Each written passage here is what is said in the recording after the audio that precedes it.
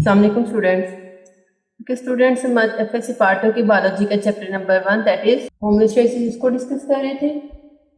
हमने अपनी previous video में जो है वो ऑस्मो रेगुलेटरी ऑर्गन पढ़ा था दैट इज किडनी। हमने किडनी का फंक्शन पढ़ा था as an osmoregulatory organ. अगर हम अपनी आज की वीडियो की बात करें तो आज हम थर्मो रेगुलेशन इन प्लांट्स पढ़ेंगे कि प्लांट किस तरह से थर्मो रेगुलेट करते हैं। अगर हम थर्मो रेगुलेशन देखें तो थर्मो रेगुलेशन क्या होता है, मेंटेनेंस ऑफ बॉडी टेम्परेचर, मतलब कि हमने अपनी बॉडी के टेम्परेचर के प्लांट्स ने अपनी बॉडी के टेम्परेचर को, इंटरनल टेम्परेचर को मेंटेन करना है, उस कंडीशन को क्या कहेंगे, थर्मो रेगुलेशन। ठीक है। अगर हम कहते हैं कि कोई भी पर्सन जो है या दैट में बी प्लांट और दैट में बी एनिमल जो है वो मेंटेन करते हैं अपनी बॉडी के इंटरनल टेम्परेचर को, तो उस कंडीशन को हम क्या कहते हैं, थर्मो रेगुलेशन। अगर हम प्लांट्स की बात करें तो प्लांट्स जो है वो दो कंडीशंस को फेस करते हैं थर्मो रेगुलेशन के लिहाज से। उन्होंने दो कंडीशंस को फेस करना होता है।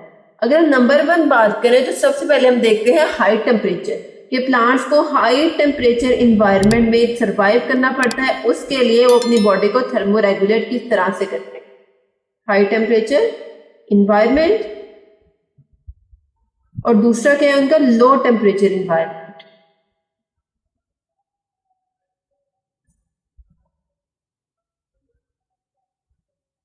ठीक है, कि प्लांट्स ने हाई टेम्परेचर में भी सर्वाइव करना है, लो टेम्परेचर में भी सर्वाइव करना है। हाई टेम्परेचर में सर्वाइव करने के क्या उसको इफेक्ट हो सकते हैं, क्या उसकी प्लांट की बॉडी पे इफेक्ट हो सकते हैं, और वो उन इफेक्ट को जो है वो देखने के लिए, उनको कंप्लीट करने के लिए क्या कौन सी अडेप्टेशंस को फॉलो करेंगे, किन अडेप्टेशंस को वो चेंज करेंगे अपनी बॉडी में, कौन सी अडेप्टेशंस करेंगे कि उनकी बॉडी जो है वो हाई टेम्परेचर में सर्वाइव कर सके।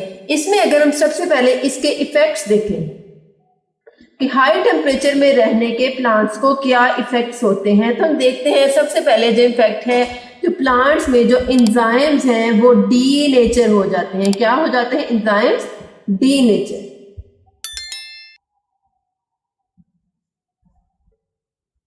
ठीक है। इसके बाद अगर हम सेकंड पे बात करें तो क्या होता है, उनका जो मेटाबॉलिज्म होता है, मतलब कि प्लांट में जो मॉलिक्यूल्स का ट्रांसफर होना है तो वो भी क्या होता है, वो डैमेज हो जाता है, मतलब उनके केमिकल रिएक्शंस उनकी बॉडी में सही तरह से परफॉर्म नहीं हो सकते। थर्ड वन अगर हम बात करें, हाई टेम्परेचर है, मतलब टेम्परेचर ज्यादा है, ज्यादा स्वेटिंग होगी, ज्यादा जो है वो पानी उनकी बॉडी से स्टोमेटा से बाहर रिमूव होगा, तो क्या होगा, लॉस ऑफ वाटर होगा, डेफिशिएंसी ऑफ वाटर होगा।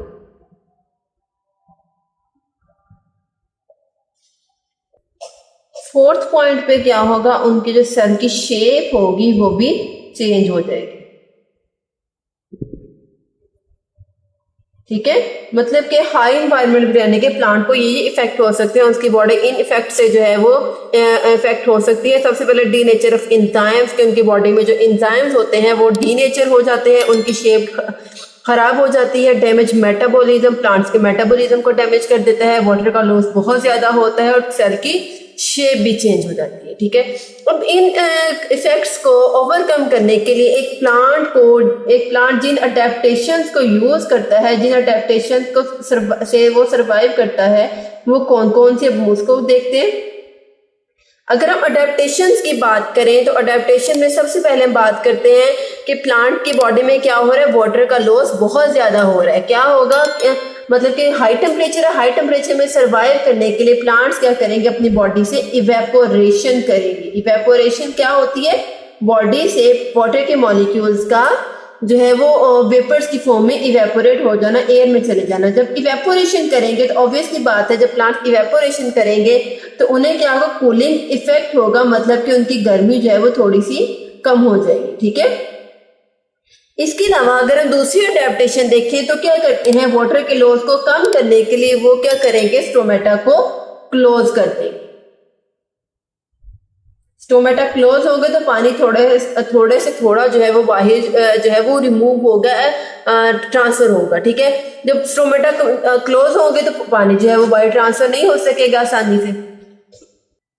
अच्छा, इसके बाद हम तीसरे नंबर पे अगर बात करें तो क्या होता है, एंजाइम की डीनेचुरेशन हो रही है, तो एंजाइम की डीनेचुरेशन को खत्म करने के लिए प्लांट्स क्या करेंगे, अपने अंदर एक प्रोटीन बनाएंगे, that is heat shock proteins. ठीक है, कौन सी प्रोटीन की सिंथेसिस करेंगे? Heat shock protein. ये प्रोटीन्स क्या करती हैं? सपोज फॉर एग्जांपल हम यहां पे कह रहे हैं कि ये एक जो है ये एंजाइम है।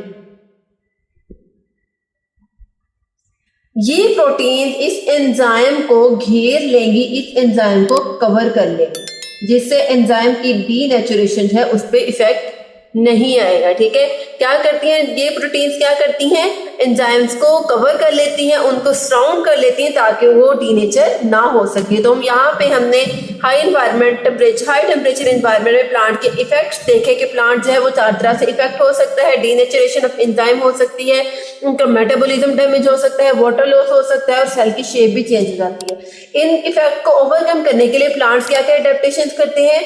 सबसे पहले वो क्या करेंगे? इवेपोरेशन करेंगे ताकि उन्हें कूलिंग इफेक्ट हो, गर्मी उनकी थोड़ी सी कम हो। उसके बाद क्या करेंगे? वाटर के लॉस को कम करने के लिए वो अपने स्टोमेटा को क्लोज कर देंगे ताकि पानी का लॉस कम से कम हो। और थर्ड पॉइंट पे वो एंजाइम की डीनेचुरेशन बचाने के लिए क्या करेंगे? हीट शॉक प्रोटीन्स अपने अंदर सिंथेसाइज करेंगे। हीट शॉक प्रोटीन्स क्या करती हैं? एंजाइम को कवर कर लेती हैं, उसको सराउंड कर देती हैं, इस वजह से एंजाइम की जो शेप है वो डीनेचर नहीं होती।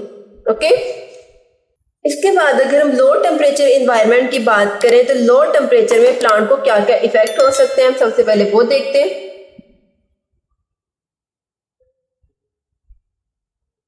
इफेक्ट्स में अगर हम सबसे पहले देखें तो क्या होता है? जब टेम्परेचर लो होता है तो जो सेल मेम्ब्रेन होती है, सेल मेम्ब्रेन की फ्लूइडिटी जो है वो डिस्टर्ब हो जाती है। फ्लूइडिटी क्या होता है? मतलब कि मटेरियल्स का फ्लो वो बहुत स्लो हो जाता है, वो डिस्टर्ब हो जाता है, कम ज्यादा होना शुरू हो जाता है।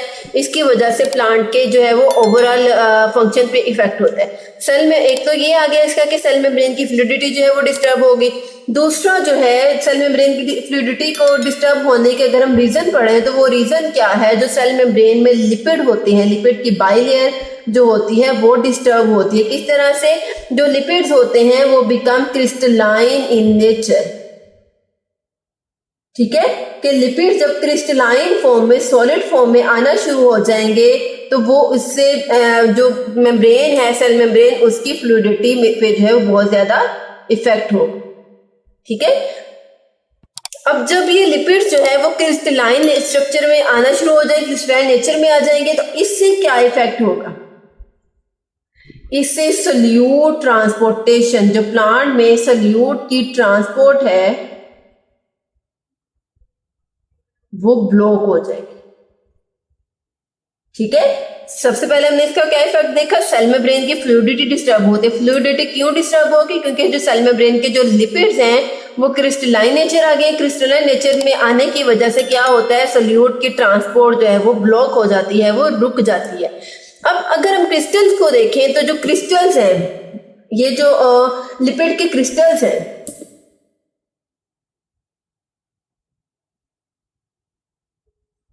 ये 2 तरह से बनते हैं। It may be outside of cell membrane और it may be inside of cell membrane. ये जो और क्रिस्टल्स हैं लिपिड्स के, वो सेल मेम्ब्रेन के बाहर भी बन सकते हैं, सेल मेम्ब्रेन के अंदर भी बनते हैं। लेकिन जो सेल मेम्ब्रेन के अंदर वाले क्रिस्टल जो होते हैं, क्रिस्टल्स होते हैं, वो लेस इफेक्टिव होते हैं, मतलब कि उनका इफेक्ट इतना ज्यादा नहीं होता, जबकि जो अंदर वाली साइड पे बनते हैं वो मोर इफेक्टिव होते हैं। अब अगर हम यहाँ पे लिपिड्स की बात करें तो आपको पता होगा आपके कि जो लिपिड्स हैं वो 2 तरह से हो सकते हैं, that may be saturated fatty acids और that may be unsaturated fatty acids. अगर हम सैचुरेटेड फैटी एसिड्स की बात करें तो वो फैटी एसिड्स जिनमें सिंगल बॉन्ड होता है उनको हम कहते हैं सैचुरेटेड फैटी एसिड्स, और वो फैटी एसिड्स जिनमें डबल या ट्रिपल बॉन्ड पाया जाता है उनको हम कहते हैं अनसैचुरेटेड फैटी एसिड्स। जो सैचुरेटेड फैटी एसिड्स है इसमें हम एग्जांपल लेते हैं घी की। घी जो होता है वो सॉलिड फॉर्म में होता है, तो सैचुरेटेड फैटी एसिड भी सॉलिड फॉर्म में होंगे, जबकि अनसैचुरेटेड फैटी एसिड जो होते हैं वो लिक्विड फॉर्म में होते हैं। इसमें हम जितने भी ऑयल्स हैं उसकी एग्जांपल लेते हैं कि जो ऑयल्स हैं वो कभी भी फ्रीज नहीं होते क्योंकि उनमें डबल या ट्रिपल बॉन्ड जो है वो एग्जिस्ट करते हैं। इसके बाद हम प्लांट के लो टेम्परेचर के एनवायरनमेंट में अडेप्टेशंस की बात करें कि प्लांट लो टेम्परेचर एनवायरनमेंट को ओवरकम करने के लिए क्या अडेप्टेशन करता है अपनी बॉडी में, तब हम उसको देखते हैं। अडेप्टेशन में सबसे पहले हम देखते हैं जो प्लांट्स हैं अपनी बॉडी में जो है high amount of unsaturated fatty acids जो है वो सिंथेसाइज करना स्टार्ट कर देते हैं।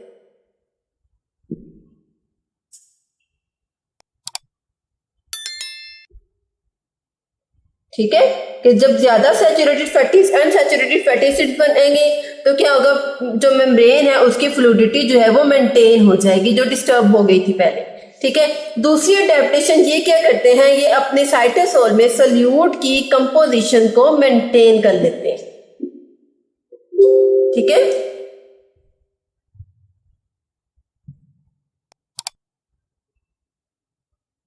Maintains the solute composition